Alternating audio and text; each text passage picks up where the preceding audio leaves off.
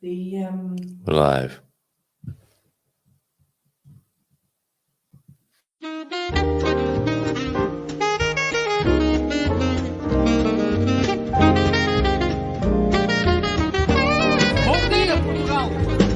In Portugal, there's a YouTube show full of fun facts you need to know. Carl rings the bell and the members show to the GMP morning show. Featured guests will come and they will blow your mind. The audience will do so in kind. The little vanity mixed with some insanity on the morning show with GMP. Good morning, Portugal, and I'd like to welcome you to another fantastic day. Hey, Gumpers.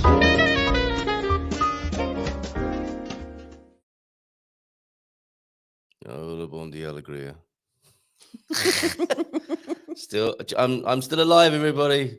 Man flu, day 3. How about that, Mrs. M? I'd like you to do most of the talking this morning, if that's okay. Veronica will be here. You two love to chat, don't you? That's going to be amazing. Yeah, I can't get. Yeah, okay. Do you want to look after the kids if they need help? I'm sure they would love that. Be quiet. Okay. Hola, bon dia alegria, Manson here with the Good Morning Portugal show, live streaming podcast. How are you doing this morning?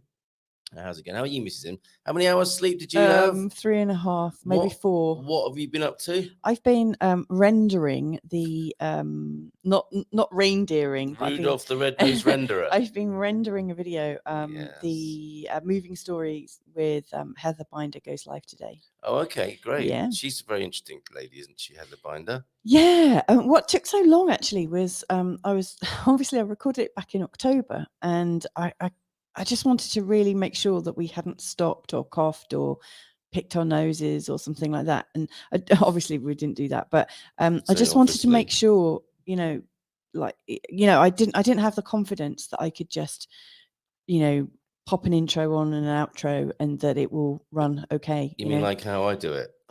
Right, so I sat up and played it, like listened into it, and do you know what? It was really good. I'm sure. Well, your what are they called? Long form, deep interviews with people about migration have been fantastic. Yeah, well, I mean, we just spoke about all sorts of stuff. Like, so if you're wondering about how to migrate with animals, you can hear her hair raising story. Can you give us a little bit of a taster about that? Or is that going to be a spoiler alert? Well, put it this way: we were both crying.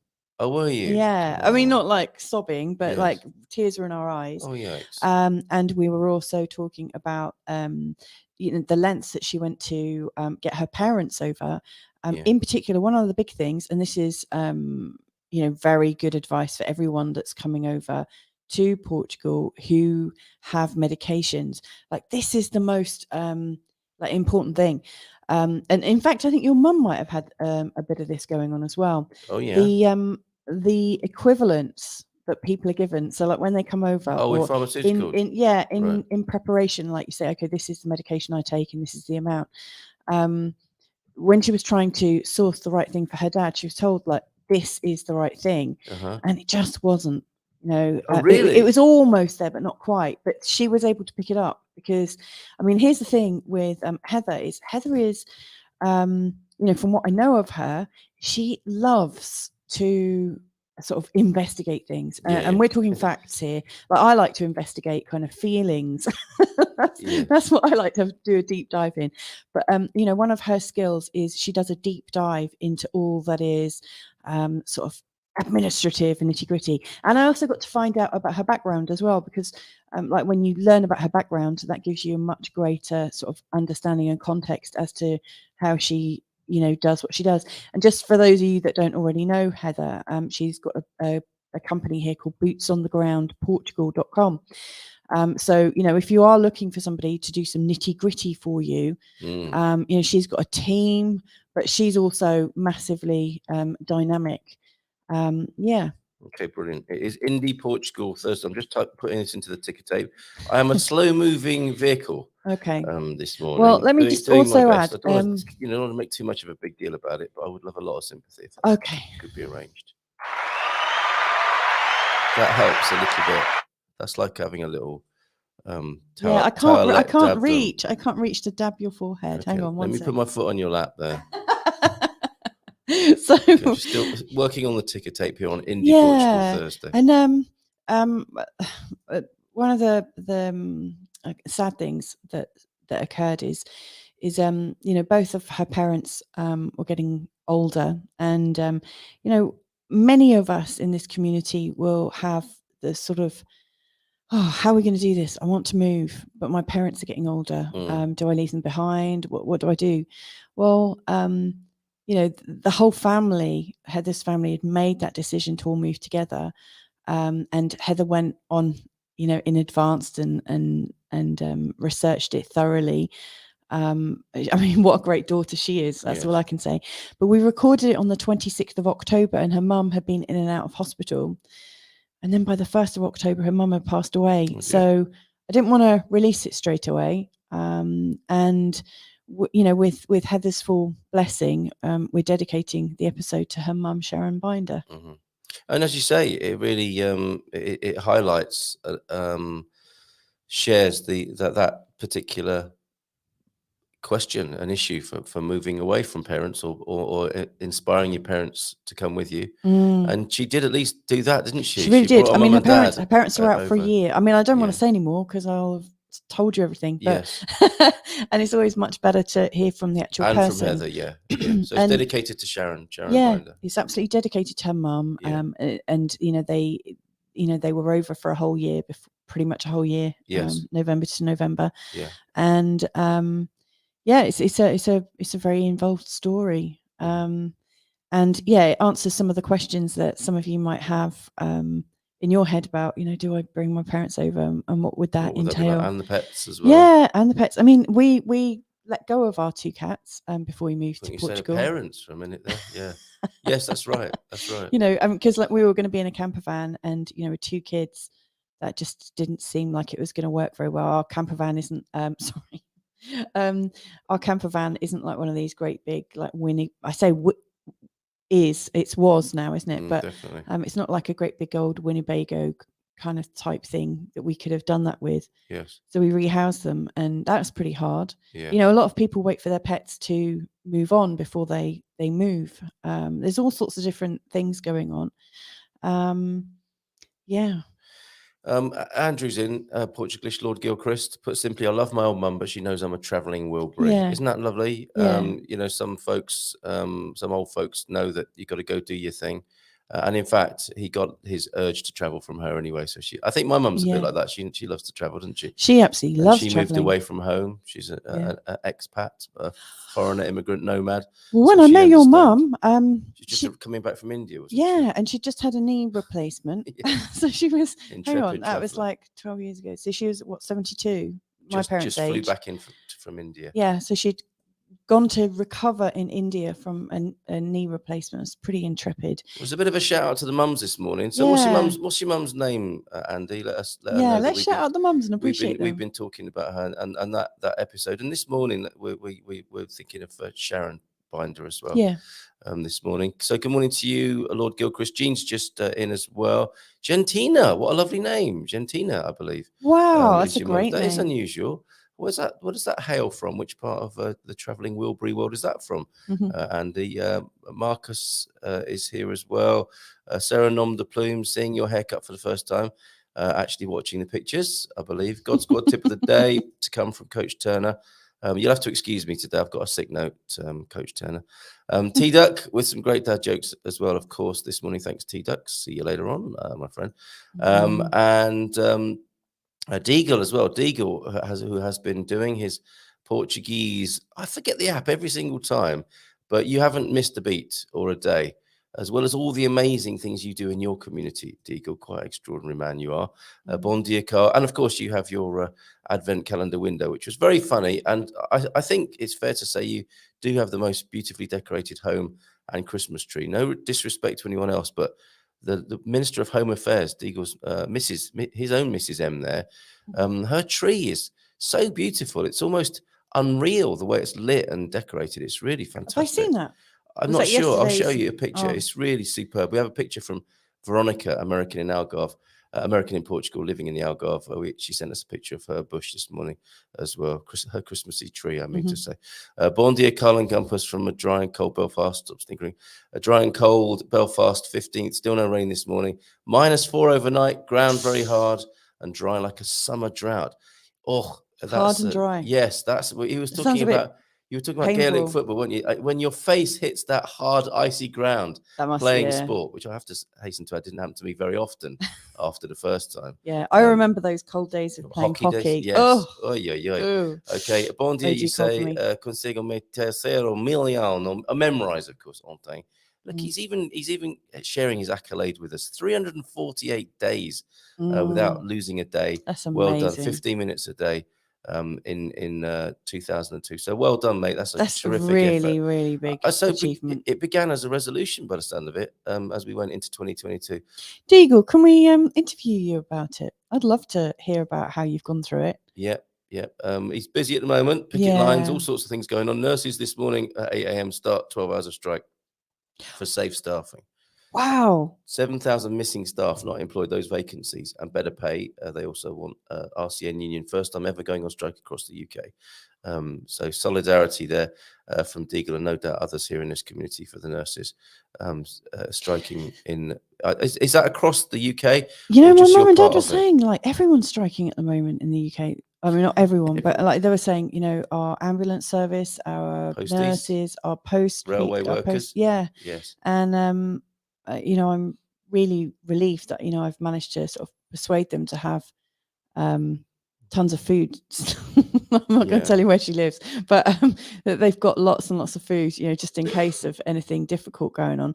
But I just said, for God's sake, in this snow, don't go out because. Well, you make a good point there, Mrs. M. I was just, I mean, maybe it's because I'm poorly at the moment. Yeah, you're feeling. But I was watching a video called "The Golden Age is Over," and I was. Oh no! Economic disaster is already here. This is Peter Zahan on the controversial Trigonometry podcast. Now, I don't say these things lightly, and it was a very much a dance we did, wasn't it, during the pandemic, of balancing the horror that was going on for humanity with the upbeat possibility of moving to Portugal, and not just moving to Portugal, but the upbeat possibility of being a human being. Let's not forget that it's. You know, we have such a gift. A human life is to be human. To have a human life is such a gift, and life is beautiful and wonderful and good. No question about that. And it's like heaven and hell, isn't it? You know, we are heavenly beings capable of a heavenly existence, and yet at the moment in the world, we seem to be making a poor fist of it. If I may, it's a pretty pass. If I can put it like that. And there comes a time on the Good Morning Portugal show where we it's a bit like those weather warnings, you know, the amber, yellow and red. It's like we're going into another red phase, as far as I'm concerned, for in the world. I don't mean, you know, and that's why I hesitate to say it, because I'm not doom mongering, but there comes a point when you have to, I suppose, and it's different for everybody. That's the other thing, isn't it? You know, like some people are still saying, what recession, what crisis? You know, it's what you make of it that matters. And I get that. I totally get that. And for some people, and some people closer to home and within our community, this could be a tough time. And it's okay to say that, and it's okay to share that.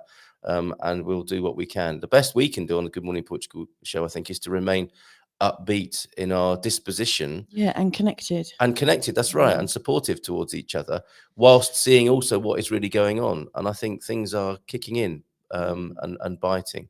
I'm really worried about you. What, going to the dark side like that? Well, I say it with huge indication. I say it with that caveat. You're not going dark, but the fact that you're like talking about it. Do you remember it though? It was the same in the pandemic, wasn't it? You know. God, we had loads of fights because I was like, hang on, this looks like this is a reality, and you're like, oh no, let's be optimistic. Yes. So it's different. It's different individually, and it's different within groups and communities. And we are capable. We're smart enough and intelligent enough to be able to contemplate and hold these various possibilities and realizations within one mind. And I think we do that very well here. But it doesn't serve us to be sort of ignoring it, I suppose, is what I'm saying. I mean, getting back to how that all sprung up, it was from my comment that I said to my parents, look, don't risk going out for food, at this time when there's, not many ambulance workers and not many doctors and this, that, and the other. Just be prepared. Make sure you've got enough. Yes. Yeah. And they've been doing that.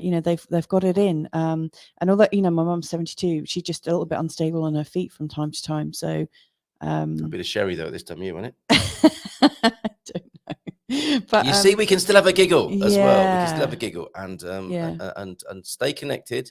No, I'm really stay interested. aware and stay upbeat as well. I'm really interested about some of these wonderful older people that are coming up in this chat room. Oh, so people are starting to talk about their mums. About their mums and their parents. So what we didn't pick up on is you were asking, where did Argentina come from? Yes. And Portuguese has said Argentina. Is that right? Yeah. 2 Argentinian mums in our community for sure then. Yeah, definitely. And happy mums at that. Yeah.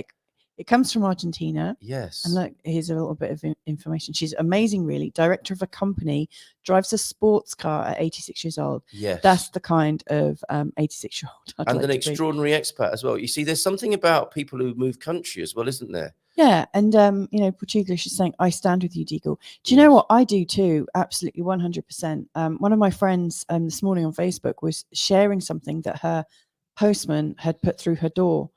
Go on. And it's not what you Cheeky think it postman. Is. There are better ways of showing your interest in a lady than sticking something through the letterbox. What do you mean? He'd taken his time to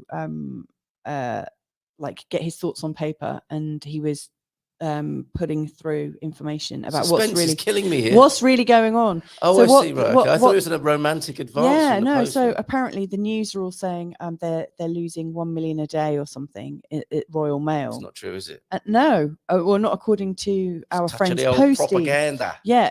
In fact, they're making a load, and they've cut the sick pay, cut the overtime. I used to be a postman. I've been. I was going through one of the early reorganisations. Yeah.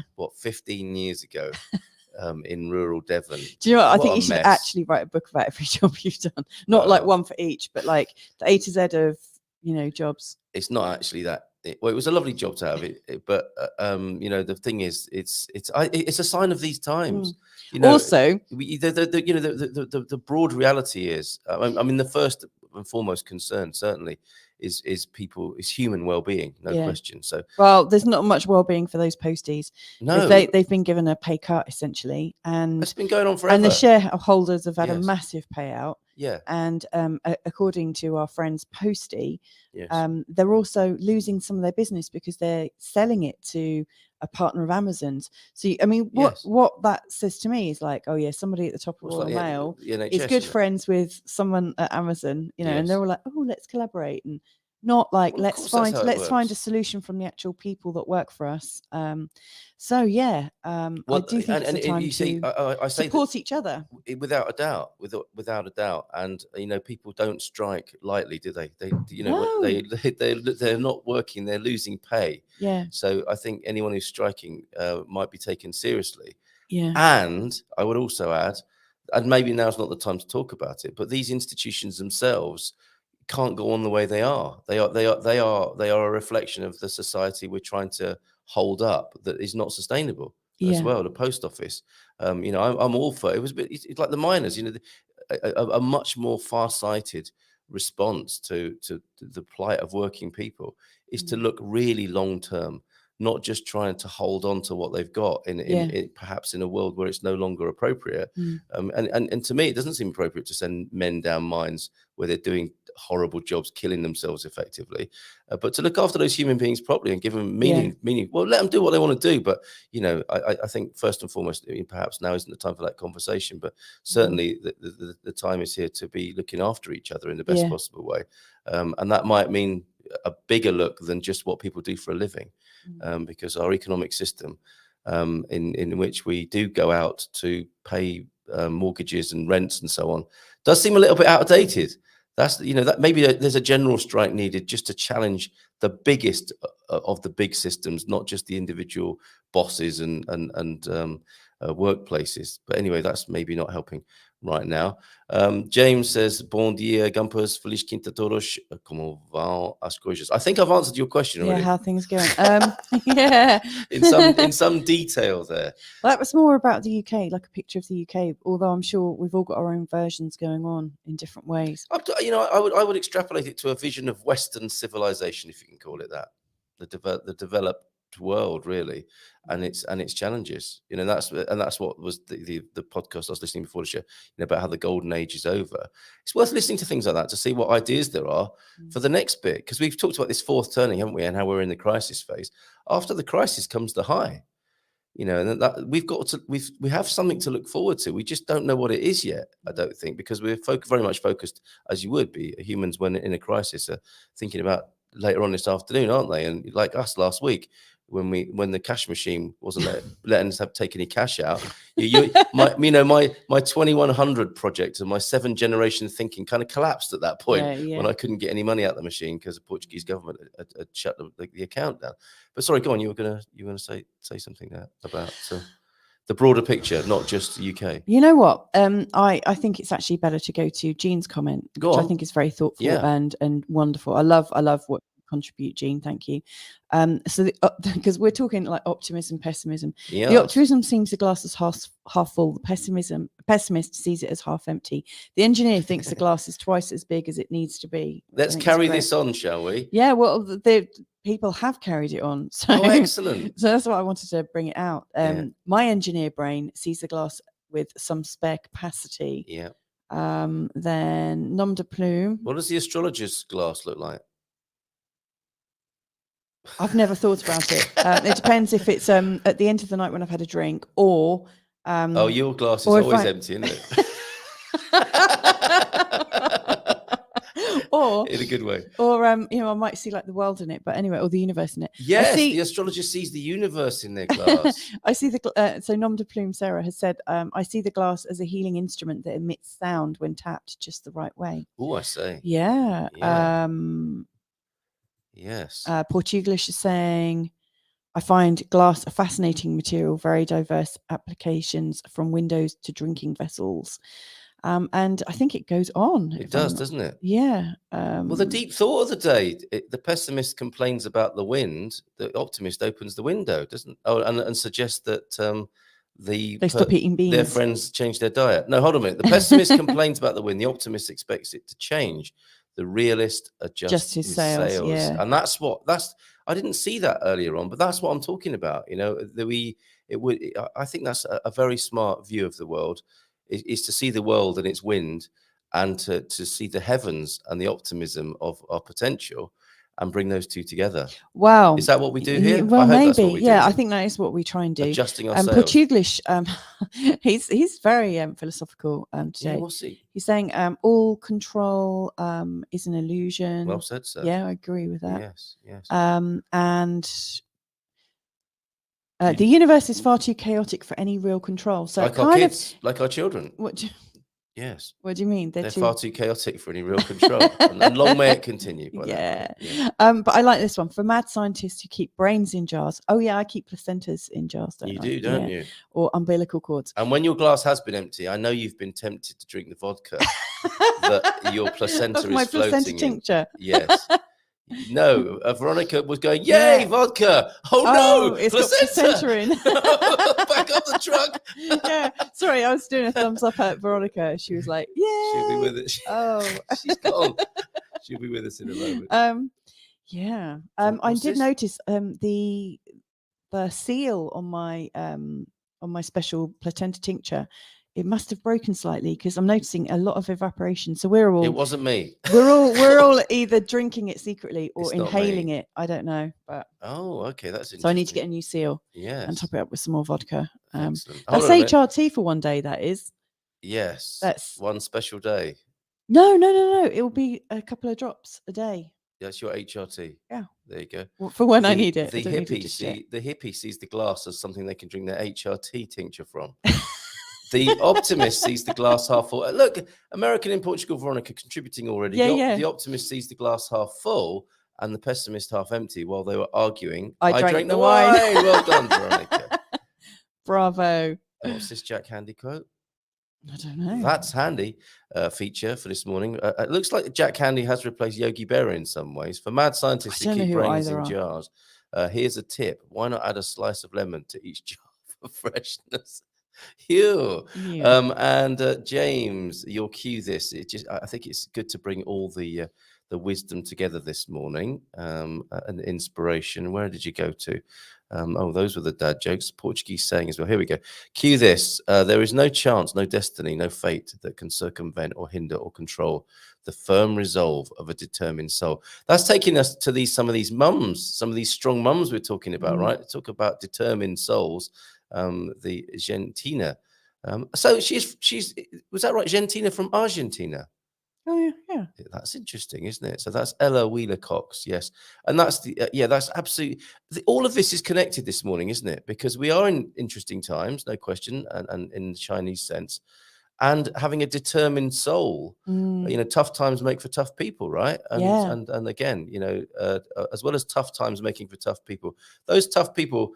Although they may have an individually determined soul, I suspect they age well and more resourcefully in a fulfilling community, which I hope this is. That I put it forward to you that this is a rich soil and will remain a rich soil in which to continue, where humans, wonderful humans, can continue to grow. Well, I mean, this is there's a lovely flowing conversation. So Portuguese was saying, I don't mind aging when I have these role models, and I would agree. Yes, well said. That's good. We're getting close to the time when we bring Veronica on. I'm really looking forward to this. Yeah. But there's just a couple of other comments I've seen. I'm like, oh wow, we should really share that. Yeah. Still frozen here though, while you're finding them, and that's triggered. So we're gonna get to see Coach Turner's tips soon. There's so many actually. I can't quite keep up. Doesn't matter if the glass is full or empty. Who's buying the next round? Nice one, Stephen. Yes, morning, Stephen. Yeah. Good morning to you. Portuguese is just like really on it today. Isn't he just? There should be a law if you get sucked up in a tornado, whatever you grab with your hands while you're swirling around up there, you get to keep. Well, I like that idea. Game show. Yeah. I did have a crazy idea that I shared with you yesterday. That we should do a live stream game show. This could be quite expensive to produce, creating a tornado. Yeah, it's not where people happen. get to grab things and keep them. Didn't people do that in a box? Money. Yeah. There's a money version of it, isn't there? Where the notes are blowing around and you've got to grab as many as you can. We got to think about it's what a metaphor we can do for neoliberal society. We got to think about what we can do virtually, and on a shoestring. Yes. I love what Slugs put in here, James. The whole concept of golden age is a made up label determined by who, and failing to see all the other metals. So declaring it over is actually nonsense. Well, we are what we say we are. You've got to do some clickbait though. When you've got a podcast, you've got to come up with something like that. The podcast title there. If it were true, can I see that comment again? If to be in line with what you're saying there, James, the podcast title would be, "This might be a golden age. Other metals are available." And we're not saying it's technically literally over, but it could be as a start of a conversation. That's not a very snappy podcast title, but I interrupted you, Mrs. M. What were you saying about that? No, that's fine. I think that's great. We are what we say we are and act towards. Well, that's true. That's true as well. And I'm sure the guy who's saying the golden age is over has his reasons for doing that. And his living and livelihood is based upon continuing that rumor. Well, it's a point of view, isn't it? Yeah, it's a point of view, and I actually found it quite interesting this morning. Right, before we bring lovely Veronica on, there's another independent woman. So everyone's sharing their stories about amazing women. Yes. And so Ian, Coach Turner, is saying, my dad's cousin made it to 103. She was still traveling around the world in her late 90s. Do you know, I can imagine your mum doing that. I can as well. Yeah. Knocking on the door. Like she did last time. One day. Yeah. But that's because she got lost, didn't she, with her traveling companion that time. Yeah. And the travel plans and outcomes become crazier and crazier, I think, as these ladies get older. Talking of amazing women then. Yeah, but not old women. No, certainly not. No. I wasn't suggesting Yeah, that. yeah. Oh, well, We need to. thank you for saying that. We need to make sure All right, that's just not wipe connected. that. Pock and pod that. I'm Yeah, talking about. yeah. I No, was no. just talking about amazing people, extraordinary women yes, who've left their country of origin and who go moving around and do incredible exploring things, places. especially in the Algarve. Let's take a little look at her Christmas tree before we bring her onto the Oh, screen. it looks lovely. Looks Well, darling. that's it in real life. This is it on this. Look, look at that light and the Oh, view. I yeah. think it may have stopped raining for a few minutes there as well, which is quite nice too. So let's give her a nice round of applause and bring her onto the screen now. Veronica. Hello. Hello, friends. How are you? How are you? Really today? well. All the better Happy for holidays. Yes. Happy Is this your holidays. favorite time of the year?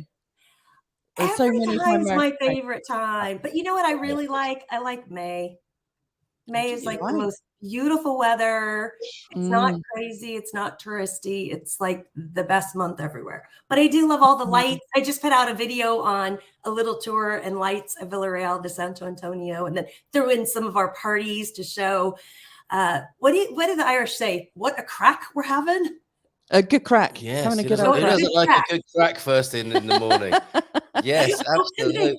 When they first told me that, they're like, "We're having a good crack." I'm like, "Oh no, I don't do that." We've only just met, and I've seen I love that. You sent me some video of your Christmas partying. I was wondering what she sent. Not no. No, don't show the way you can show. No crack. Just don't zoom in or do a quick clip. Well, I'm not sure if we were having the crack. We were, weren't we? And I didn't have my glasses on, so that little mushroom or garden gnome that was being handed around seemed to be causing a lot of mirth and merriment. I don't know what it was, with flowers coming out the top of it. I don't know if we should show it. Yeah, do it. We're all up to you. It's called Dirty Santa, right? Have you played Dirty Santa? Dirty Santa. How does Dirty Santa work? Come on, let's do this. So everybody brings a gift, and you can either, it's supposed to be white elephant, meaning something funny or jokey or something that'll get regifted each year. So you go when you check in, you give your gift, you get a little number, and you draw a number out of the hat, and then your number's drawn. You go pick up the gift, and you can either, when you're next, you can steal the gift from anyone else, or you can get a new one. So it's up to you. But so is it like dirty, because it's not nice to steal from your friends. It's filthy Secret Santa, isn't it? Yeah, like we call it that one was, but you know what? The person who did it, who I will not divulge who it is, that was the funniest gift. It gets everybody cracking up, and it's one of those things where all adults, we're having fun, and it's actually a plant holder. And it got stolen. Somebody stole it. It wasn't just. I mean, that's an interesting twist on the classic Secret Santa rules. You know, that you can steal someone else's present. I like that. So what? And you're talking about how those presents get recycled. I certainly hope that one gets washed betwing recycling. Exactly. Yes. I'll show you later, Mrs. M. It could be the perfect Christmas gift for you. I'm going to spare the blushes. Well, I hear for the flowers. I hear it's hard to see what it is unless you zoom in, but it's for the flowers. It's a flower holder, and I guarantee you, from every year on, that's going to be one of the ones regifted. There's always a few that come back, and you can't wait to see who gets it. Well, to use the American pronunciation, it's not going to be the sort of vase you're going to leave on your sideboard, is it, throughout the year? Depends on who you are. Or it does depend on who you are. There are actually people here who would have that on their sideboard throughout the year. Is it the sort of thing you wouldn't have on the back of your screen when you're doing Zoom meetings? Exactly one of those. Oh, I saw that, right? Yes. Do you think that one was photoshopped in, though? The plants. I don't think putting something that you put plants in, having electricity for vibration would work especially well. Yeah. It would also aid evaporation. It's only a plant holder. It's only a plant holder. There you go. Well, yes, only a plant holder. And don't forget, the new Ann Summers Only a Plant Holder catalogue is available now as well. Okay. People, pleased to see you here this morning. We'll get around to some lovely greetings for you. And as you know, Veronica, we've been talking about optimists and pessimists. And I know while they're arguing, you're drinking the wine. Where do you put? I think we know, don't we, where you put yourself in that? I would imagine a realist optimist. You're a realist optimist. I try to stay as optimist as possible, but I mean, you also have to look at what bad could happen that you could plan for it, especially when traveling or this rain, and buying homes, homeowners association. How often are they repairing things, fixing things? We're hearing of leaks because this is a storm that in 5 years I haven't seen here. Well, now I'm going on 6 years here, so I haven't seen anything like this. Have you? Well, you're up north. You see it all the time. We might have seen Not true. we might have seen like maybe a couple of days of heavy rain. No, it's okay. We're not taking it seriously or personally. I am a little bit. I'm very but that's just because sensitive at he's the he's moment. poorly. Yes. He needs a good brandy in him. That's But what he never needs. mind about me. You carry on. Yeah, okay. I'll probably make it. Yeah, we've seen a couple of days of it, but not with so much intensity. I was saying a couple of days ago that where it's so moist and damp, as I was running my hand down the wooden banister, like the wood was Wet kind to of the touch. yeah, it felt oily. So I was stroking the banister, and it just felt very oily. There is peak moisture. I mean, which is really bizarre. This is the second time. Mom, what are you doing? Yeah, exactly. No, Veronica, no, not like that. This is the second time I've been aware of the moisture coming up through the floor tiles. Well, it could also be condensation. It could be like things condensing on the floors. That's the more likely scenario or reason for it. But I'd like to think, given that we've had 65 days of continuous rain now, that 65 days of continuous rain. No, I'm exaggerating. No, he's again. exaggerating. Oh, I was going to say, come to the south. We've gotten it for a week and here and there, but not for. Actually, one guy just came down. Hello, Thomas. He came down from, I think he lives in Braga, and he's like, we're coming down. We haven't seen the sun in 2 weeks. And they came last year to look where they wanted to live about this time. And it was sunny most of the time, or, a good chunk of it. And so he's like, I don't know. We're moving to the Algarve. He's selling his place up there and moving down here. When you're from Southern California, where we're used to drought status, we're willing to fight the fact our reservoirs are empty versus actually have this glorious rain, which we do need so bad. Yeah. Where did you say where Thomas was? Did you say up north in Portugal? Braga. Yeah, I think he was Braga. Right, okay. And it was just too much a cold and rain, and you had to head south. Interesting. Who doesn't like to head south first thing in the morning? Okay. Now you got to show the video. No, not do you know what? The Before you show the video, I'm not showing the video. You talking about wet floors? Yes. When we lived in Korea, which is in between Coimbra and Aveiro, we lived in. I thought you said Korea. I know everyone thinks that. It's not between Aveiro and Coimbra. No, but it's spelled Curia, a lovely little town. We would love to meet you there one day. Oh my goodness, we go to that old hotel. Yes, there's a beautiful hotel. Is fabulous with amazing food. Yes. I'm taking notes.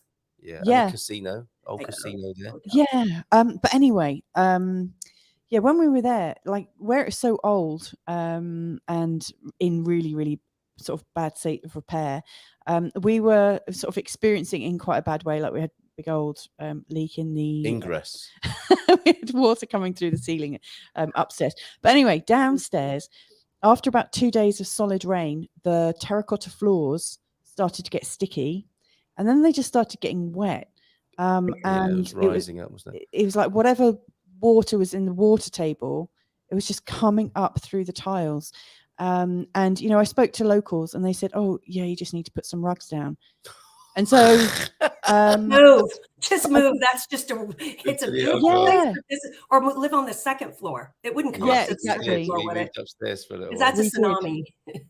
Yeah. Incredible. It was really. I mean, we just had like those little rag rugs. Those like cheapy things that you can get from Chinese shops and stuff. So we just put those down and just had to put them in the wash. But everything is wet. When you've got that much water in your house, there's not much you can do. So. No, indeed. Okay, can we do a little bit of catching up? Because there's some Hugo Nuno to cover, and there's some Portuguese sayings. So we want to find out from what's been going on in the Algarve as well, and some insight from Veronica. Quickly then with the Portuguese saying, quem troca caminhos por atalhos, não lhe faltam trabalhos. Anyone who exchanges paths for shortcuts has no shortage of jobs. That's very clever. That's very good, isn't it? If you're trying to don't cut corners, because you'll only make more work for yourself, and that is very appropriate, I think, in light of what Veronica's going to share with us today. No, don't be cutting corners.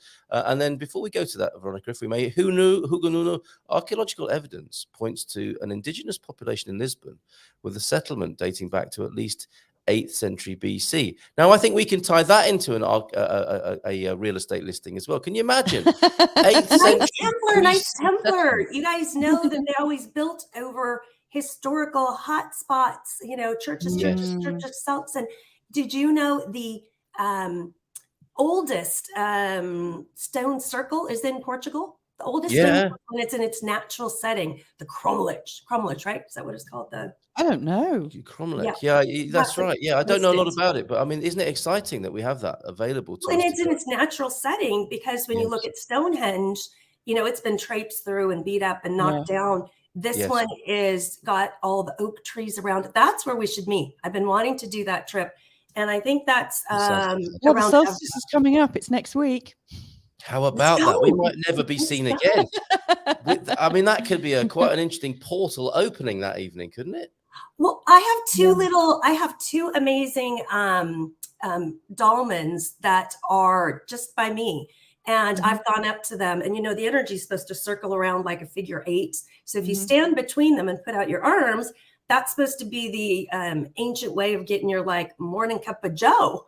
So you stand in between these stones, and you literally feel a difference in your body, you know. And I heard like high pitched noise, like I don't know what, like a very high pitched. It's a chi coursing through your veins. Absolutely. Is that what it was? Well, if my predictions come true with this golden age crash and stuff, and the supply chains break down and we can't get coffee, there's going to be a massive queue for those stones, isn't there, in the morning? Yeah, I'll get our cup of joe in the morning. But how cool is that? Wow. Okay. So I love that. We have to do that for sure. Cutting corners, real estate. I think you wanted to talk to us about some of the things that have come to your attention recently down in the south there. So perfectly paired together. Thank you. So, well, yes, you're brilliant. So I love you guys. You're all so smart and educated. Well, at least we create that impression. Well done. It's all about what you present. It's working. Presentation's 90% of it. You could be brilliant and be a little bit. Do you know what? Your presentation is lovely. I love the effect of your green screen or your white screen, like how you've done your background, because there's a lovely little glow of energy around you. There is. It looks standing like between those stones. Yeah, there's a lovely little, and when you move, it looks like you're a fairy or something, or a pixie or an angel with lots of fairy dust. It's really, really sweet. You know what? You're right. She's been overdoing it on the dolphin. Yeah, you don't exist.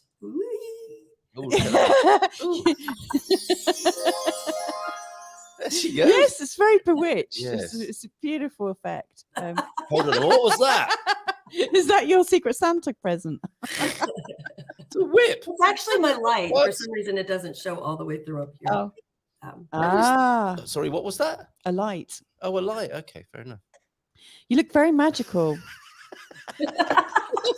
Okay, save that for OnlyFans, maybe. I don't know. Again, like back to our video, you're going to have to premium content. That's premium. So getting back to real estate, because I can never get to where I'm going, right? Stonebucks. Shortcuts. No shortcuts. Have a survey or a surveyor inspect your property before you buy it. One of the things they can also check, if it's an apartment, they can check the homeowners association. Well, it's not a homeowners association here. They don't have it like in America. We have a homeowners association that is run by the people in the building, and then you hire the property manager. Here, usually they get a property manager that's handed off from the developer, and it's kept.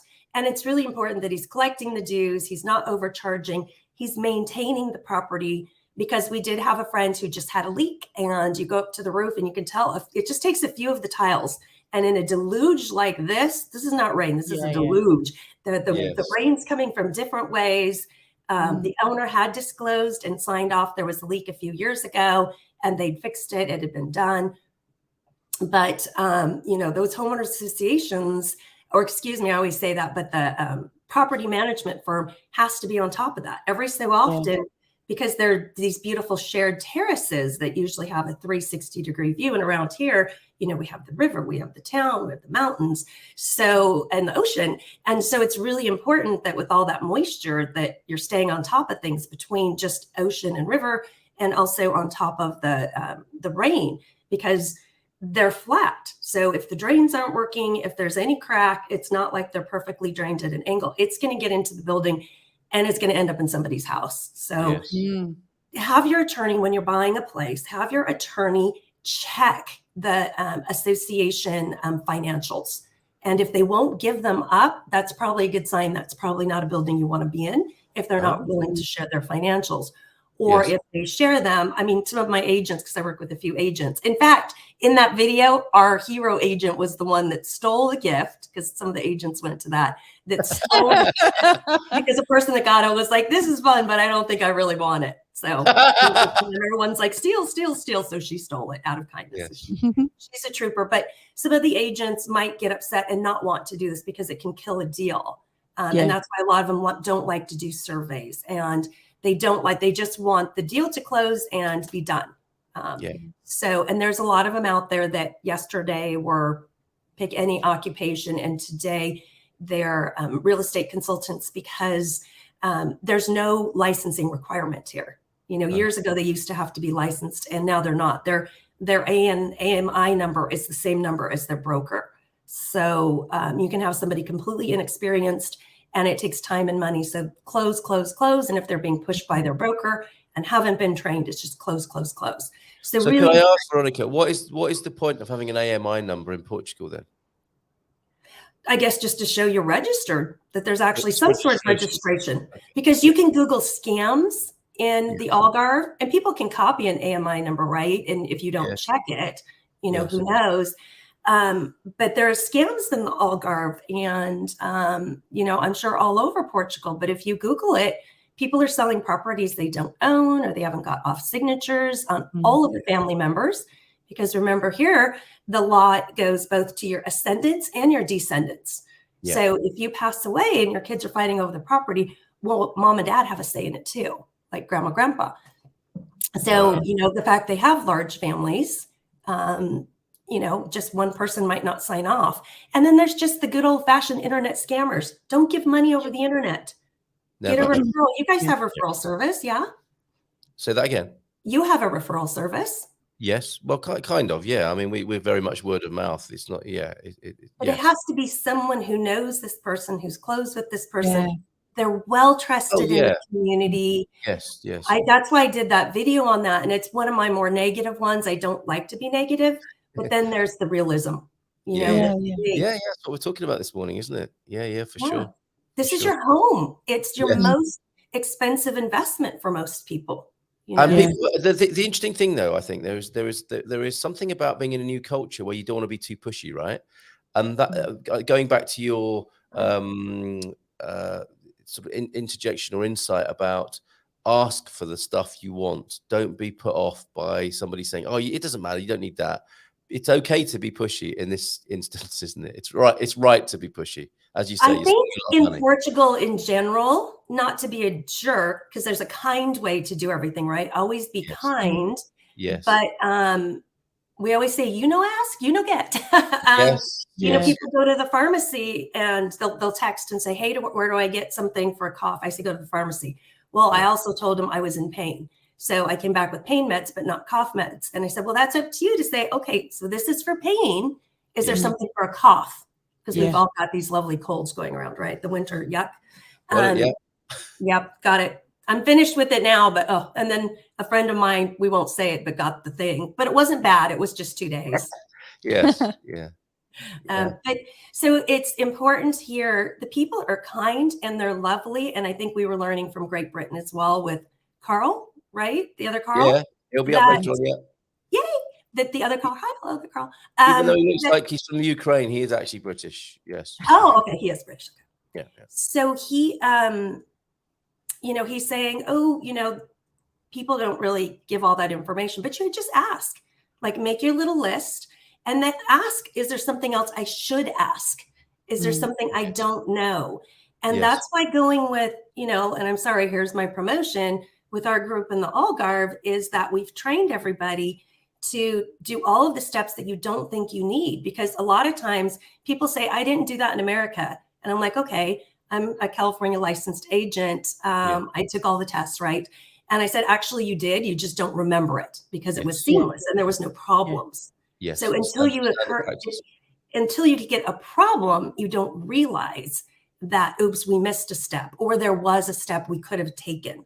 And so from the beginning, agent with experience, it's recommended in your town. Stop using these people that are, someone came from the north and sold a property down here, and it was not even like one of our most reputable agents. And now these people have to sell and they're looking for something else because the person just didn't know the market. And then these agents that are hired, a lot of them are just hourly. They spend all day with the client, and then this other agency takes all the money instead of that real estate agent or consultant getting the commission. So it kind of takes that level of professionalism away.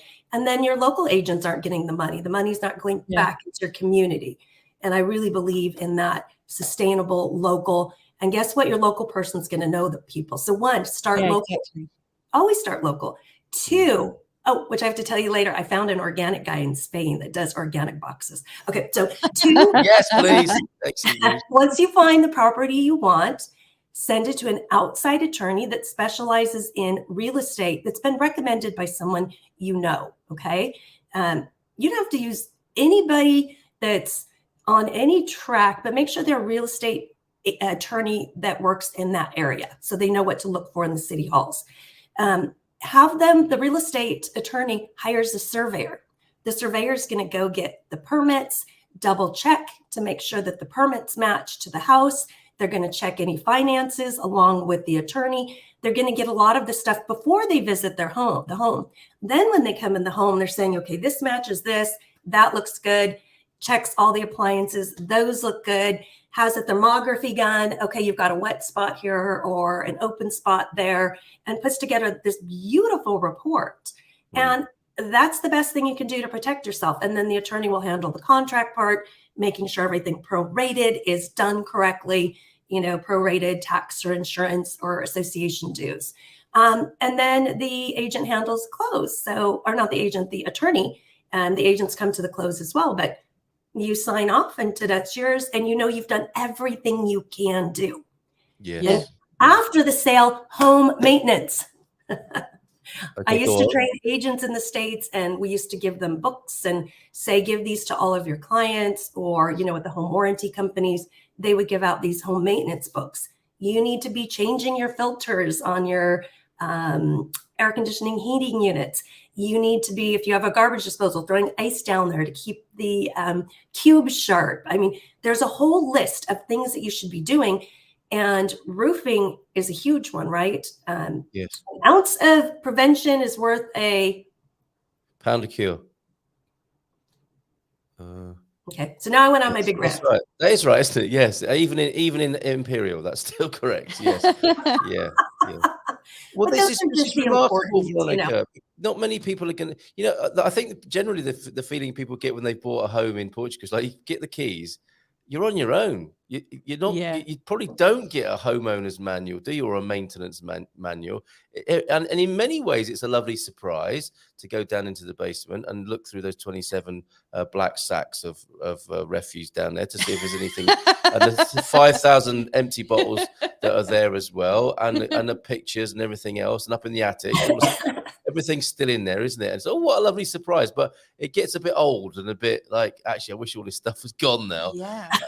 That's not a thing, is it here, really, is it? Is the after sales service? As far as I'm aware, I might be wrong, and I don't mean to be rude. Well, that's up to you. That is when they hand over the keys, and now you're homeowner, just like your car. You take it in for its annual maintenance, change the oil, tires, and if you don't know what to do, and all of a sudden, your neighbors say to you, hey, your tires look like crap. Happened to me. You need to be changing your tires. I'm like, I didn't really do that back home. That was the guy's job, right? So then you go, well, maybe I should, get a manual on what I'm supposed to do with this thing I just bought. Yeah, a good point. Any tips for making the association meeting a little bit more interesting? I think you need to make your own. I think we're going to do it in our building. So there's the association meeting that is with the owners, which most people don't have here. And then there is the annual, or you might have a biannual meeting by your property manager. And that's where he's just saying, here's the money. What's your problems? What do you want us to fix? And unfortunately, when they have annual meetings, people wait till that annual meeting to go, oh yeah, the roof's been leaking all year. Yes. You know, well, I'm a squeaky wheel going, oh, hey, there was, you know, we were having the building completely repainted. And I noticed there's no, squeaky wheel. You get oiled first. Out front, there was this drain that was draining onto like the balcony below me has this beautiful, I don't know, pull out curtainy thing, awning, whatever. Oh, yeah. Okay. Yes. And it's electric, but it's got a little shelf. So the water would pour out from the roof out this little pipe that came out this much and drop onto that. And then there'd be some water hitting against my wall. And so I said, you need to address that while you're painting. And I showed him pictures of these things called rain gutters. Do you have rain gutters in the UK? Yes. Yeah. The rain goes around the building, goes through a pipe and goes into either a sewer system, or if it's your own, you put it into one of those big, wine barrels or port barrels to save your water so you can water rainwater, right? With the lid so you don't get mosquitoes. Oh, yes. Yeah. A little bit very liquid in there. Yeah. But so I'm like, you need to do that. Oh, we don't want to do that. I said, well, that pipe needs to not hit on something that's hitting the building. And they fought me on it. And so I went around to all the other people and they said, yeah, we're having a little bit of, that closet's a little damp or whatever. So they ended up putting the pipe and it like sticks out that far now. So now it goes way out and hits the poor neighbor's balcony. That's an improvement. It's a move in the right direction. It's a move in the right direction. So it's Portugal time. But so getting back to the point, the question you asked, which I always had heard, is that you can have your own meetings. So you need to get everybody together maybe once every quarter and have a wine party or cocktail party. Everybody brings things, meet on your communal deck, meet in the best house that you've got in there, and say, okay, what are the issues? And then you tell the association, not the association, the management company, what you need them to do and what they're feeling in and who's going to be that point of contact. So it's not always one person calling saying, hey, the elevator needs to be updated, or hey, we put racks in. We all bring our bikes in because we're in the city. We bring them in the hallway and we park them, and we got racks so they park nicely, and all the little maintenance things, because if someone's not paying their dues, also you need to know what's going on. As a caring neighbor, are you just a jerk that's renting it out and making the money and you're absentee and not paying your dues? Or are you having financial difficulties? And, there's 15 of us, so we all say, that's okay. We'll pay, our dues are $40 a month. We'll pay $5 extra this month, right? Very interesting. You need to get to know your neighbor. So do they not do that in the UK? Is that an American thing? That you have? Your mum's always moaning about her homeowner. Yeah, I think traditionally it is one of those situations, a bit like PTAs, where all of group dynamics are there, and there are people who don't want to get involved in things like that, and there are people who love to get involved in things like that, and there are control freaks, and there are all those things you mentioned the other day from the that book, the control dramas. Oh yeah, all of human psychology is at these meetings. You've got people with playing out aloofness and people who are intimidators and nothing that a bit of vodka can't sort out. Yeah, exactly.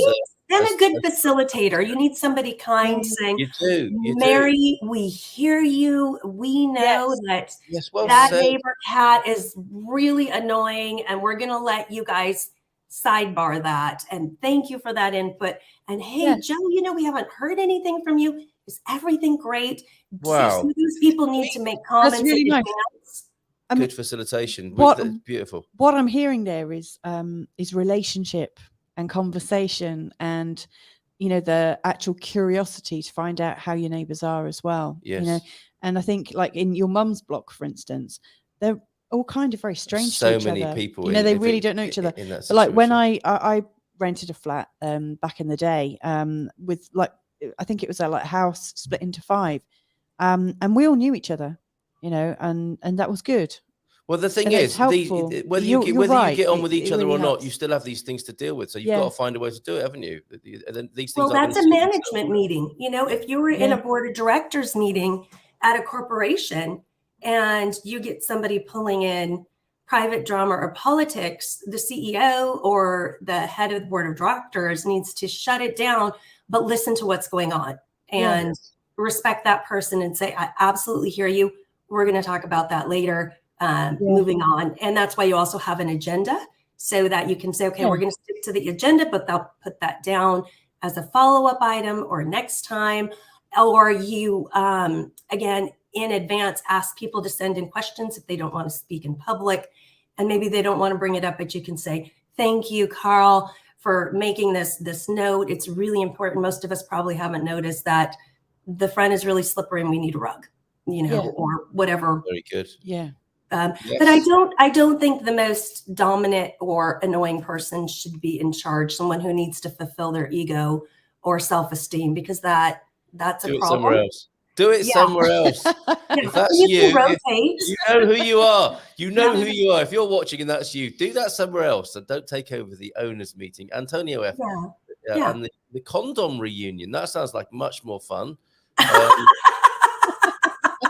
No, that's I got that translation wrong there, didn't I? So Antonio, the owners meeting, this is what we're talking about. That is with the property manager, correct? Yes.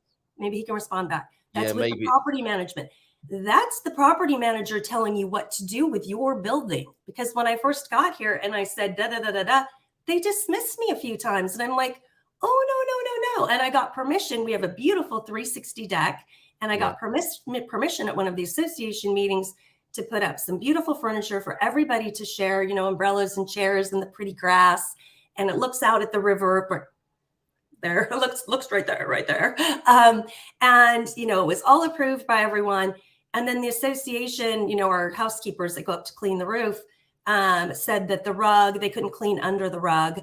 And the association was like, oh, yeah, we don't know if we like that up there. You know what? It's not your roof. It's our roof. We are paying you. You don't tell us what to do. We tell you what to do, especially when you're letting things like leaks encroach in the building. You've got to take control as owners. Yeah. You can fire them and get a new one. And that's what's happening in the building down the street. They're getting rid of their association. Here. That is an industry in Portugal, isn't it? People who are beginning to compete now in a more competitive way for a management of buildings. I've seen this. There's a company that's really seen that need in the Silver Coast here in San Martino de Porto, and they're being a bit more switched on about it. And I don't think they're being a bit complacent. I think some of the older companies are perhaps a little bit complacent and arrogant about how they do it because they've not had any competition. So that's perhaps changing.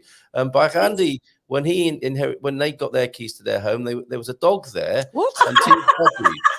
That's fantastic, isn't it? And that wasn't in the particulars of sale, I don't suppose. Oh my goodness! What happened to the great? dog? Oh, God, that was my first question. What happened to? Did you keep the dog? What kind of dog? Big kind of dog? Little dog. Now we've got a lovely property we're going to be looking at because Carl is here now. Other Carl. We've got 2 Carls, a Luisa and a Veronica this morning at your service, everybody, on Indie Portugal Thursday. Indie because we like to give the smaller businesses a chance. So if you've got any businesses, little nice little mom and pop businesses or little organizations, startups that need a shout out this morning, do that. Let's give them a nice round of applause while Veronica is waving her whip around or whatever that was. It's Carl Hyde, everybody. Hello, mate. How are you? Ooh, Are you staying dry? Are you staying dry in Lisbon? Ooh, it's been difficult. It's been difficult the past few days for sure. Yeah. Tell us about it. What's been going on there in the capital? Well, I mean, you will have seen it on the news. It's been heavy rain. I think it's sort of unprecedented levels of rain. So it's created chaos the past few days. Basically no access in some regards to the city. The traffic's been so bad. So I mean, I know I've struggled with appointments with clients and other agents and things like that. So a lot of things have just been cancelled, and basically stay away. Stay away. How's the underground? Does the underground get flooded? There's a lot of underground. Yeah, there's tunnels and things like that, but because the sort of key access points to get into the city, you start getting, it just creates chaos. I mean, head gardener Lee McGrady, he comes across the bridge every day to do his rounds, sort of in the area where I live, and I think it was not yesterday morning, the day before. I think it took him well over 2 hours. Oh my goodness. For a journey that's usually like 25-30 minutes if there's no traffic. So pretty horrendous. And he actually got through onto a cleared lane to get onto the 25th of April bridge. people who are going into Lisbon, he said the traffic it was not moving. You know, at one point it sat for 10 minutes. You know, didn't move an inch. So, I mean, that's the worst thing, isn't it? You know what I mean? So, I think the advice was to people just stay away if you cannot go into the office, or you know, if you can work from home, and do that, because yeah, you're just going to be adding to the problems. So yeah, it's been pretty tough, you know. Somebody asked me if they should fly in, and I said the airport should be fine. How is the airport? I mean, I'm not sure. I mean, I don't know, but I would imagine the airport is fine. But it's just maybe sort of the roads around it. Maybe you would have problems. I mean, Lisbon's a large city, so I mean, it could be, you know, you could have problems anywhere. I mean, even just where I live, you know, 100 meters, come out of my property, go 100 meters to the right, and the road was completely flooded. There's no drainage there, so even though the ground's quite sandy, it was just, you know, you couldn't take a car through it. So, you know, luckily it doesn't sort of reach up to the property. I'm on sort of a tiered property. So that's not really an issue, but just for access around, just in my little area here, it creates bottlenecks, and then, you know, it slows everybody down, and it just makes things that much more difficult. So, you know, yeah, no fun for anybody. Yeah, hang on in there, mate. And I also saw on Twitter a little post which said it's all happening in Lisbon, and there was a bull running down the street. Did you see that? Is that legit? No, I didn't see that. No, I didn't. I didn't. It wasn't. It must have been filmed from an apartment block, and there was a creature of some sort running down the road, and it skidded on the wet ground and fell over, and it got up and continued to run, and then you could see it was a bull, like that had escaped from a farm or a bull ring or something. I was going to say, is it an escapee, or is it? Well, it looked like it had the countenance and panic sort of nature of an escapee of some sort. There were two people at a bus stop, and it ran straight through. They were just like there with their, you know, the wheeled luggage, waiting for a bus or a taxi or something. It ran straight through them. Can you share that? I'll find it for you. Okay. This is so. It is a thing. It wasn't fake news. The bull was going to slaughter. He took out pedestrians before being shot by police. Okay, I don't want to see that. Heavens, Lisbon, what's going on over there? Incredible. That's a sobering story, isn't it? Oh, yeah, but he went out with a bang. That. That you. Yes, okay, sorry about that. Going back to just changing the subject and going to by Randy's, who inherited some budgies and a dog when he got the house. And we're looking at Coldwell Banker property. None of this sort of caper at the luxury end that we'll look at in just a moment with Coldwell Banker luxury.pt. But Andy in central Portugal here. Unfortunately, we're still living in the UK. A neighbour looked after the dog. They didn't know about the birds. So that was a sad surprise when we eventually arrived. Monty Python, I think we know what that means. They were dead birds. They had expired. Oh, yes. So have you still got them though? Do you remember? A nice little taxidermy experiment. Do you remember when we found that budgie on the road? I found a canary hopping down the street, didn't I? And we looked after him. Yes, it was the small cow that wandered around Lisbon's main road amongst the cars. You know, I think my neighbour here, actually, if I remember correctly, when he bought his house, he inherited a dog with the house, and that dog is still there today. Very old dog, you know. Yeah. Deaf, but yeah, that's lovely. Part of the deal with the house. The dog knows the property, so can you take the dog? So I said, yeah, I suppose so. You know. Very good. Wow. Never heard of it in the UK.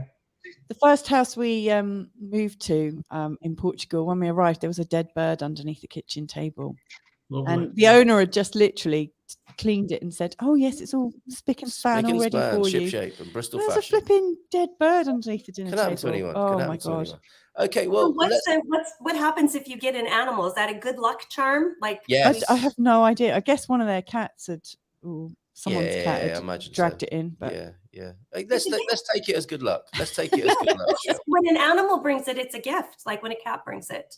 And they do say cats should stay with the house because they're loyal to the house, but dogs should go with the owner. So the dogs are loyal to owners and should always stay with you, or they're going to try to hunt and find you. But cats, they don't like being moved. They're like, we don't care about you, human. You're here to feed us. We're staying with the house. And that is exactly what James did. James left his furry friend back in the United States. I'm not sure I can find the exact comment now, but we were talking about leaving parents and pets at home, weren't we, earlier on?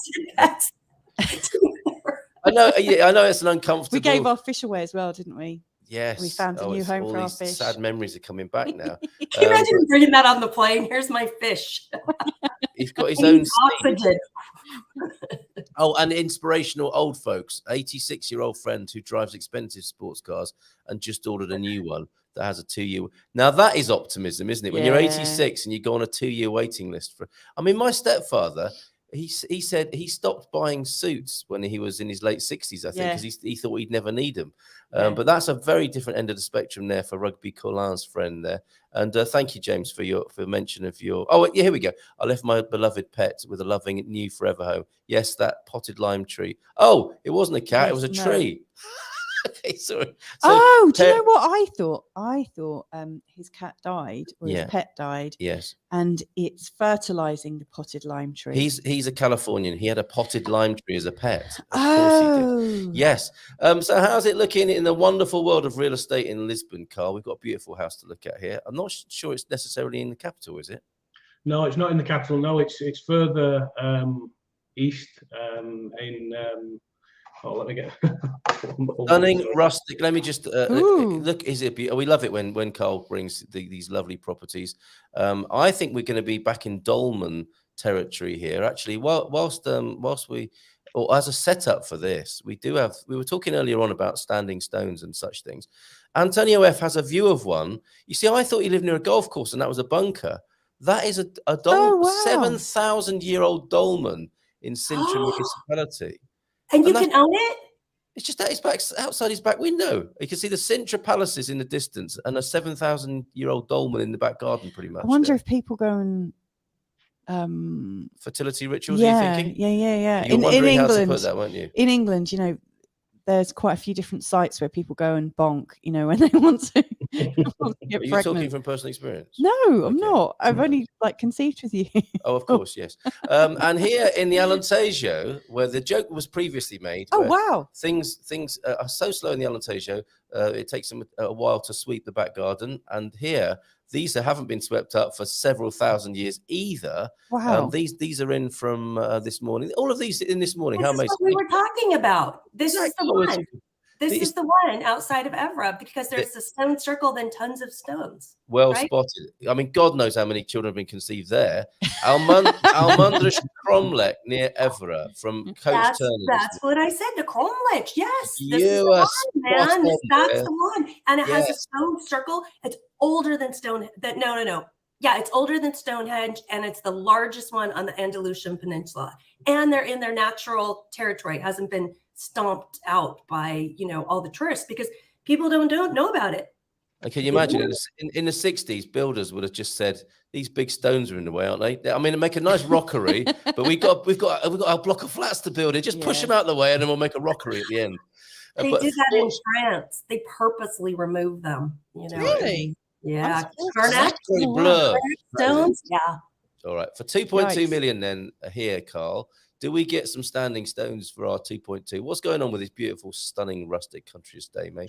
Well, it's a hotel, so it's a business with a family home sort of attached to it. So, look at that. Retreat centre for the Gumpers. Yeah. Wow. Yeah. All right. For 2 million people, I paid $1.5 million, and now it's 2 million in California, and this is a little tiny thing with no grass, no lawn, no squish between your neighbors. That would make a lovely healing retreat center. Is that the house side or the? Oh, look at that picture on the wall up there. Oh, these people have got great taste. Wait, go back. Right, do you see it above the staircase? Is that two dolmens or trees or? To me, it looks like two cloaked beings. Ooh, spooky. Some kind of weird ceremony or something. Does it come with the furnishings?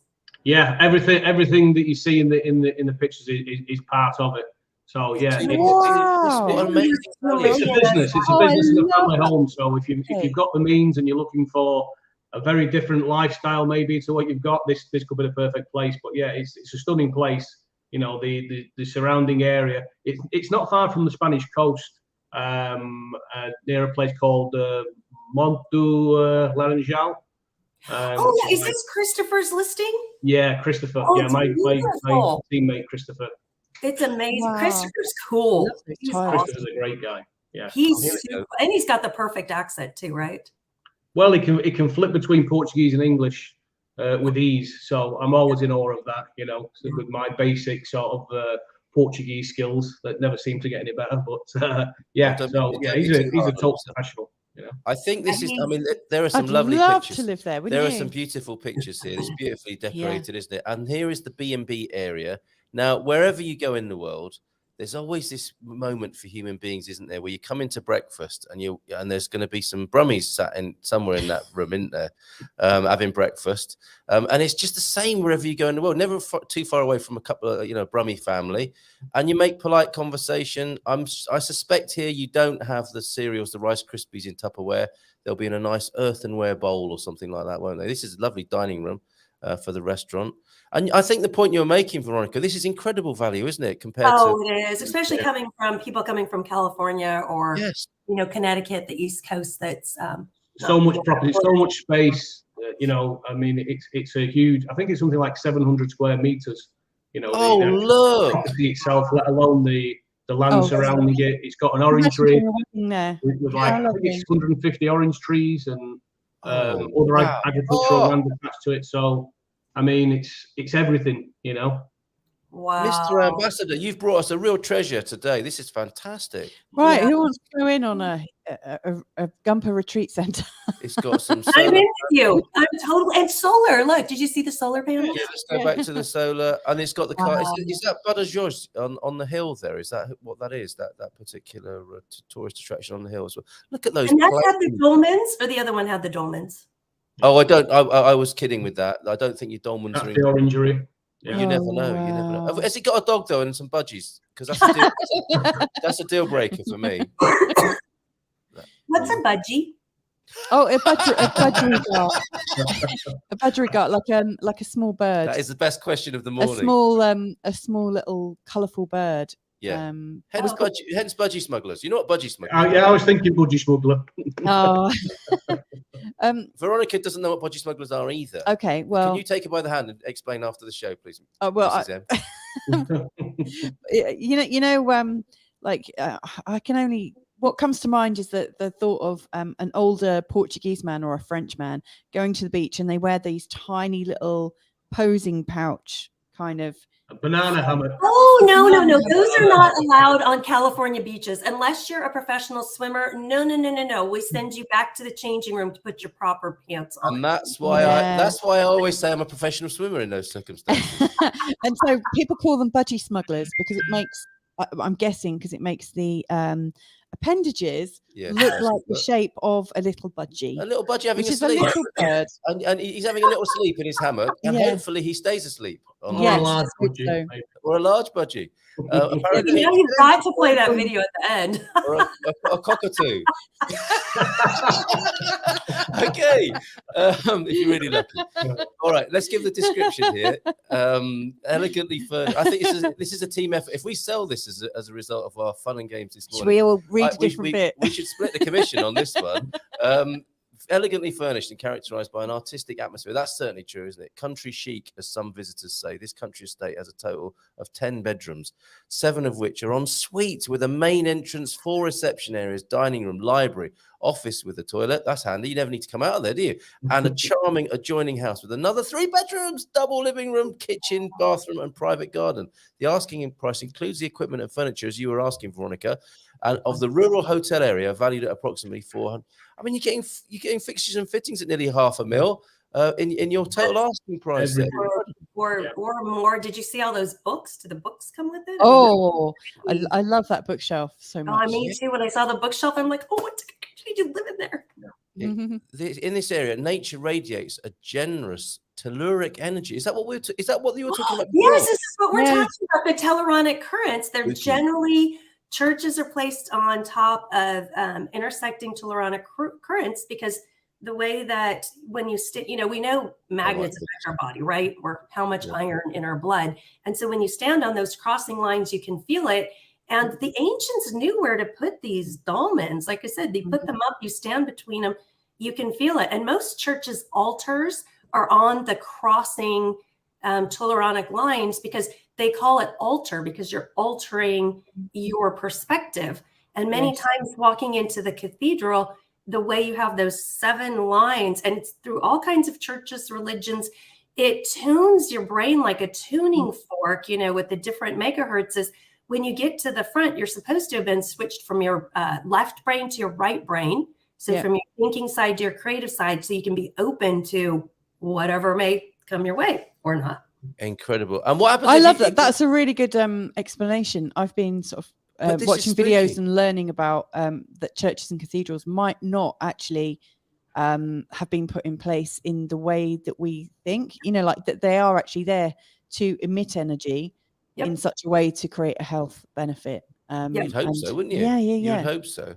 But I mean, that's not the idea that we've been given, is it? Like you have to go in there and be somber, give your energy, and then rather than sing and give your energy. Yes. I wonder if there's sort of like there's a polarity. You know, you can switch it on so it's emitting, and then you can kind of suck the life out of everyone that goes. But that does tend to happen. Well, we say at certain times of day, like Stonehenge, it emits currents. Like they can actually go in and with today's technology show the currents going in and out at different parts of the day. Yeah, who doesn't like to go in and out at different parts of the day? I just get that in there before. He did ask me to be his proxy today because he's obviously got his man flu. Thank you. So For that. did I anticipate that? That was right? beautiful. Yeah. But I know what Carl's thinking. What's that? What happens with these telluric currents? And this is a complete coincidence. There's no such thing as a coincidence. But here we are looking at a property, having mentioned the standing stones and monoliths and these. And said, should it make a healing retreat for Gumpers just arriving in Portugal? Well, Carl, was I alone in thinking what happens if you walk between a few of those stones with your budgie smugglers on? Like some kind of static electricity thing. Yeah, maybe a little red face. Yes, that bird has flown, son. There might be special temples just for that, all those fertility ones. I was just in Malta at an underground, the Hypogeum, that's way underground. And these people knew stuff. These were not hunter-gatherers. Like they made the most gorgeous cathedral underground. It's amazing. Veronica, you're not just like up there with the old houses, are you? You're a bit of an expert on energetic matters. I should have you on my show. On you know, when we talk about stealing my guests. I can't believe this. You come on every morning and you just coming here to poach guests off me. Well, you come to Europe and you start reading about all these things, and you're like, that's why they were burning people at the stakes. That's why they didn't want any of this. You getting can out. Handle yourself. You can have a direct connection to the divine, whatever your divine is. You don't have to have someone in the middle telling you what to do and think. Yeah. You work for them during the days of totally power. speaking my language. We were only showing some property. Are we taking on the church now? Yes. What's no, it has nothing to do with the church. It has somebody who wanted to control the people. Carl, we've lost control of this show officially. Sorry, Carl. We'll shut up. Okay. Go on. No, you're okay. No, but interestingly, and you might want to respond to this, Carl, if we can get a word in here, mate.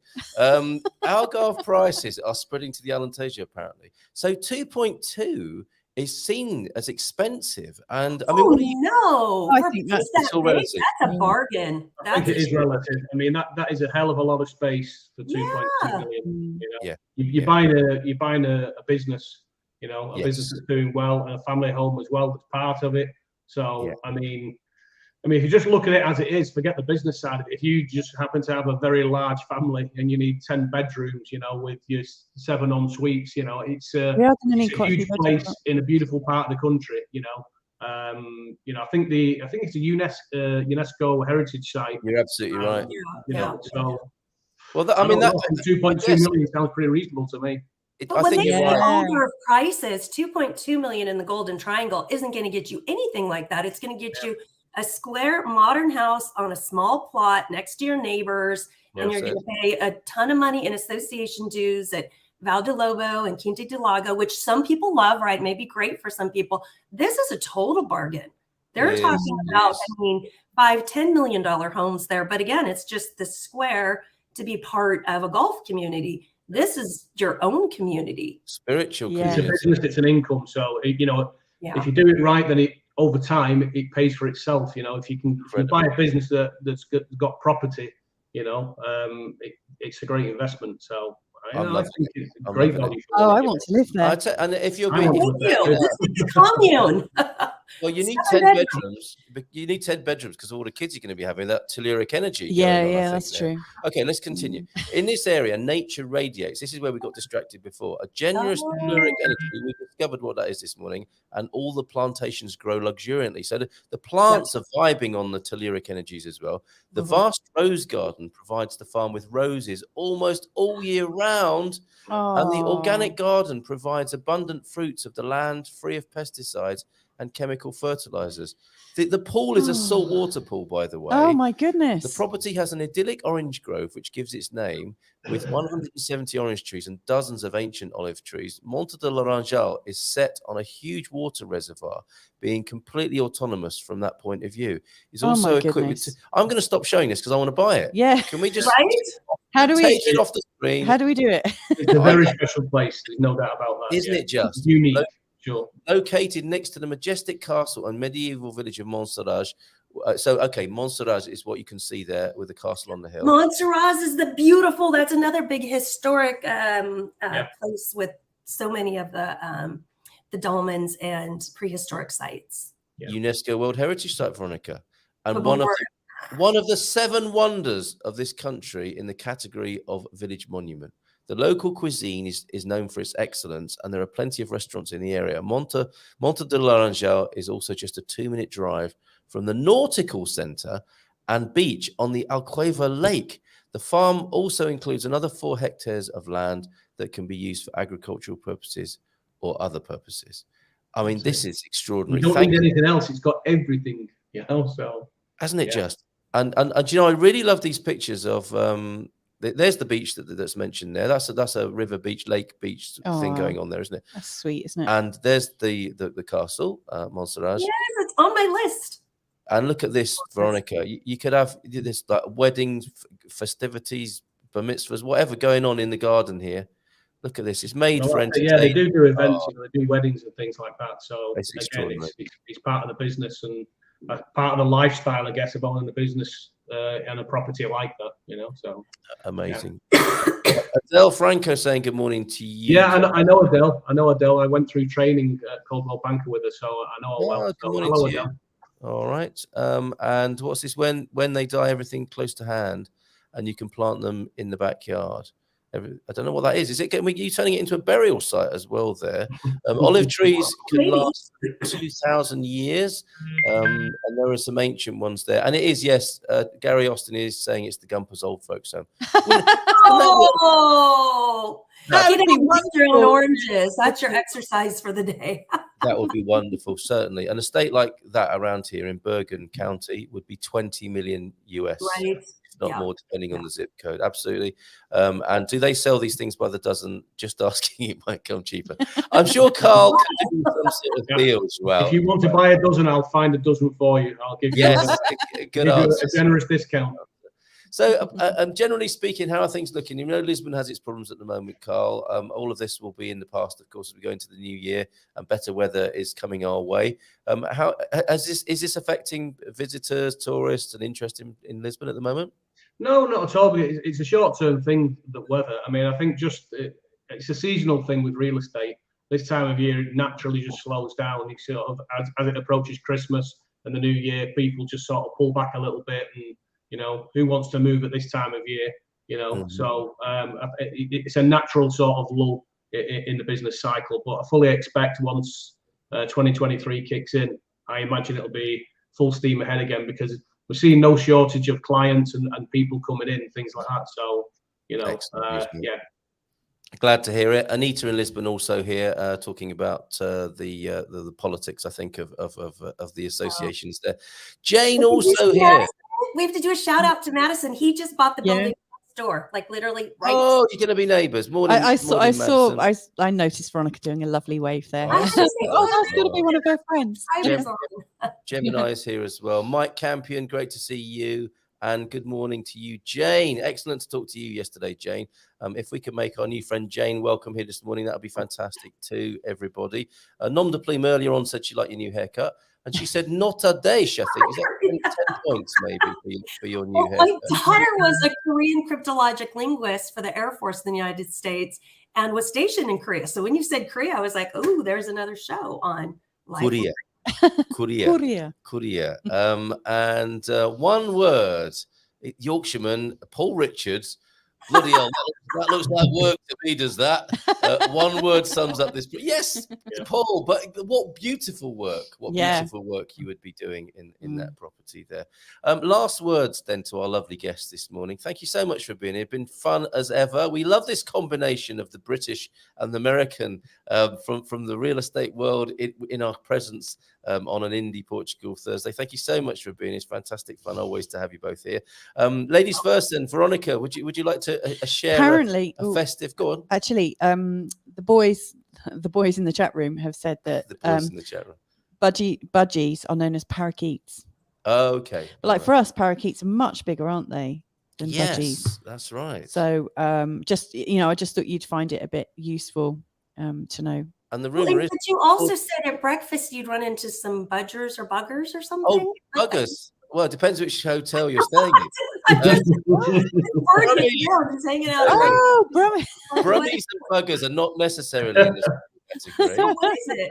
I mean, some brummies like a cockatoo, but so who's eating breakfast with you? What is that? No. Gary Austin, the one who thinks it should be a Gumpers Old Folks, is from Birmingham in the United Kingdom, and for sure, have you seen the Peaky Blinders? Yeah, Peaky Blinder. Veronica, have you seen the Peaky Blinders? I'm scared to ask what that is. Well, you don't know what a Peaky Blinder is. Smugglers or whatever. I'm like, what's a Peaky Blinder? You're standing there in your budgie smugglers. Come out, mate.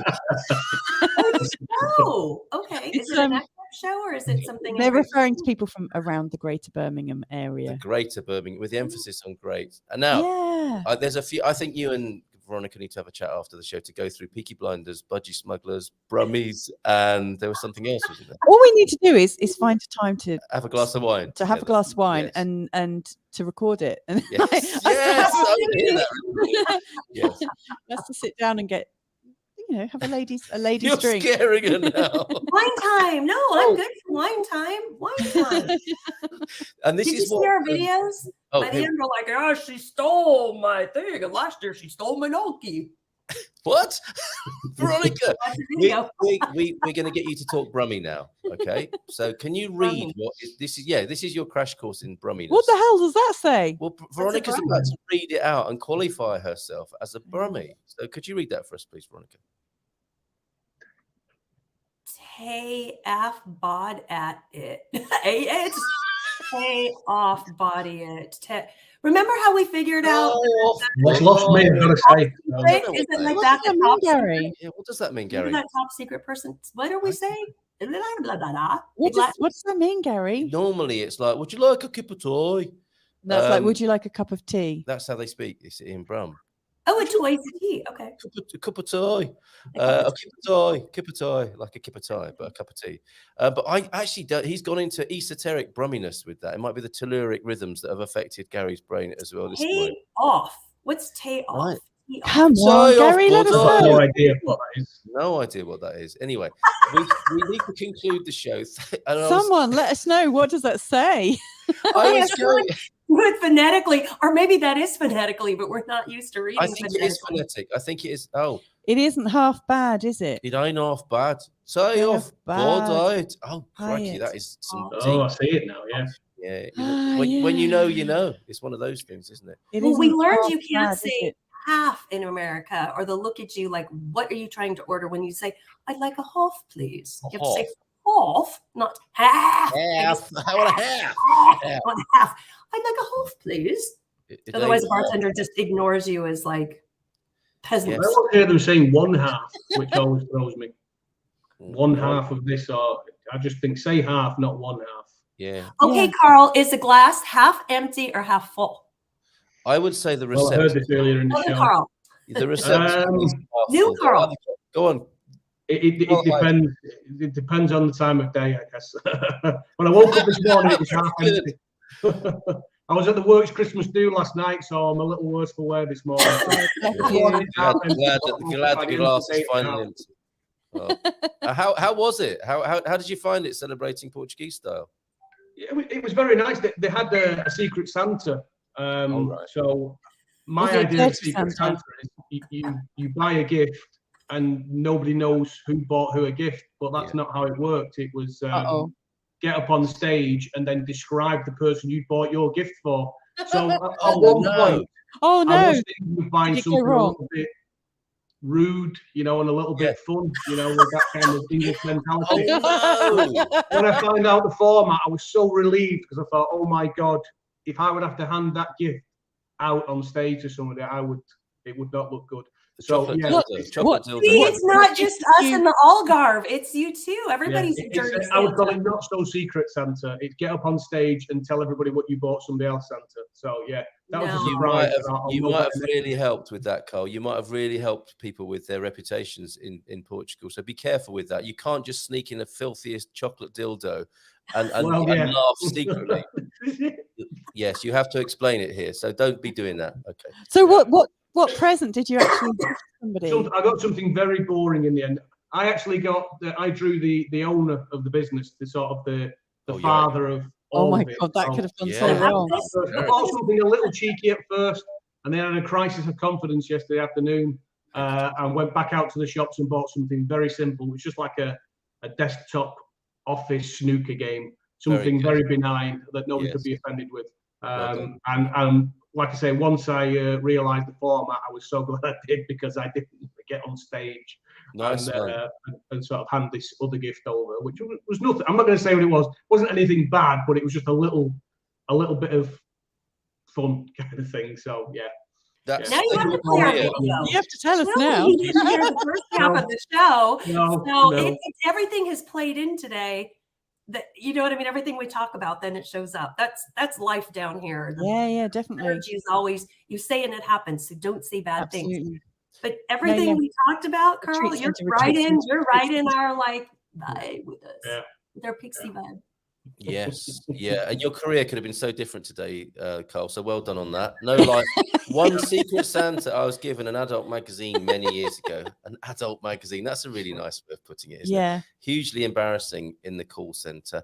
And you, Darren, you're getting the old Barcelo bugle this morning. What's going on? Everyone is thinking. Thank you, mate. Just while you're here, we're honouring you as I'm a GMP VIP. It's been brought to my attention. It does look like GIMP VIP, so I'm going to have to work on the graphics. It does. So no. I like with a GIMP mask on a. Yes, on the chicken. So that's an interesting. No, it's not interesting. I'm going to go back. I'm going back to the drawing board. Why, he says, why do I get a Barcelo bugle? For being a GMP VIP, for supporting the show. Cheers, mate. I'm Urilingual. I can speak a little Portuguese, Brummy, and I'm a bit of a yam, which is how he speaks up there. Brummy is a region? Birmingham is short for Birmingham. Birmingham. Okay, Birmingham. Well, as you say, Birmingham. But only half the people are called Brummies. What are the other half called? I'm just saying it so I could say half again. Half. Carl isn't saying what it was, as he is giving it to Lee for Christmas. Yes. Oh, go back. This is my continuing friendship. Carry us to Crossroads. Out him. Pete is here. Derived its popularity from Benny and Miss Doyan. Of course, they were famous Brummies as well. Trilingual, not Urilingual. I got you there. I was wondering what Uri was. In Troncamento. This is the supernatural place of Portugal. Three-legged chickens and massive cabbages and stuff like that. It doesn't count. You could get a very spooky castle probably in Tronc. For quite a bargain. So sorry, we're going to last words. It's already 10:10. Ladies first. Veronica, do you have a final festive message? Because I don't think we're going to see you again until the new year. No, not. But I'm going to see your wife. Watch out. Watch out. Yes. Okay. Fair enough. Festive message is happy holidays. Seriously, from Portugal, from our heart, from the Algarve. We wish you all the best. Not just today, but honestly, always. and Bless follow you. your dreams. Oh, there you go. Yeah, That's the way to go into perfect. 2020. You can do That it. is perfect. You can live this life. Garvo, we're probably not going to go into talking about the Black Country now in Birmingham. We could get into all sorts of trouble with that. Carl Hyde, a final festive thought from you, if you don't mind. Very simple. Merry Christmas and a Happy New Year to everyone. I hope everyone has a lot of fun, a lot of good times. So, good on you, mate. See you all in the new year. And thank you so much for that, bringing that beautiful property. That could be somebody's resolution, wouldn't it? To get together enough Wonga to buy that and create a lovely building. Yeah, the Gumpers Fund. A Gumper fund. Yeah, that's what we need is a Gumpers fund. Yeah, absolutely. Superb. Okay. A real estate investment trust. Just do a REIT, put everybody investing in it. Then you have your managers, and you might even be able to work it out with the Golden Visa. And we'll have you running our meetings, because I loved what you said. Yeah, on, Victoria. that was very, very beautiful. Veronica, you can check. Be fair. It doesn't feel good to be shot down when you're bringing up good ideas, or bad ideas. Or bad ones, for that matter. Yeah. Okay. Let's go to North Dakota then as a final. Look at these. All these wonderful people have been sending in videos. This is our parting shot for today. We'll see you tomorrow with Coach Turner, with Phil, and a surprise guest who I'm hoping to bring on tomorrow on the indie theme, selecting some very special products and services from around Portugal. If not tomorrow, then we'll bring her on another time. But it's a new feature for the show. We started off with the Advent calendar batting in Alcobaça. Dougie was in Birmingham. The Brums again. And Prosecco Peggy in the Algarve. We went to John Rooney's wonderful singing on the Silver Coast. Bill and Marcus in central Portugal. VRSA, your part of town. Anna sent us a lovely video of your Christmas lights there, Veronica. Deagle was in Belfast. That was a hoot. Thank you for that. Coach Turner was on the 10th. And Nancy and Carrie's in Caldash with a brass band. That was fantastic. Avera with Mr. and Mrs. Bayrandi. Annika in Cascais. That was a very impressive light show yesterday and today. North Dakota and snowfall. Really romantic, beautiful, festive snowfall in North Dakota from our friend Carlos Lima over there. Thank you for being with us this morning. It's been a fantastic and fun morning. We'll go out with this. Cheers. See you tomorrow.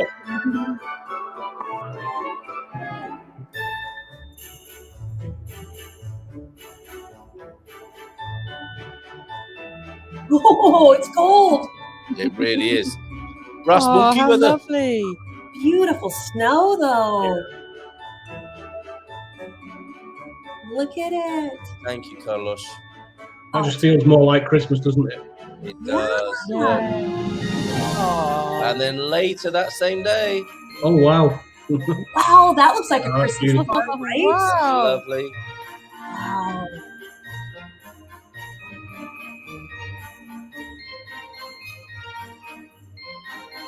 It's beginning to look a lot like Christmas. It really is. Carols for this.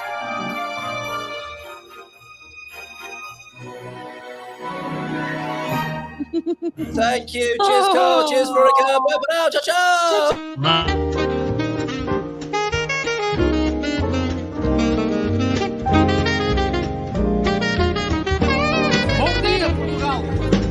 In Portugal, there's a YouTube show full of fun facts you need to know. Carl rings the bell and the members show to the GMP morning show. Featured guests will come and they will blow your mind. The audience will do so in kind. The little vanity mixed with some insanity on the morning show with GMP. Good morning, Portugal, and I'd like to welcome you to another fantastic day. Hey, Gumpers.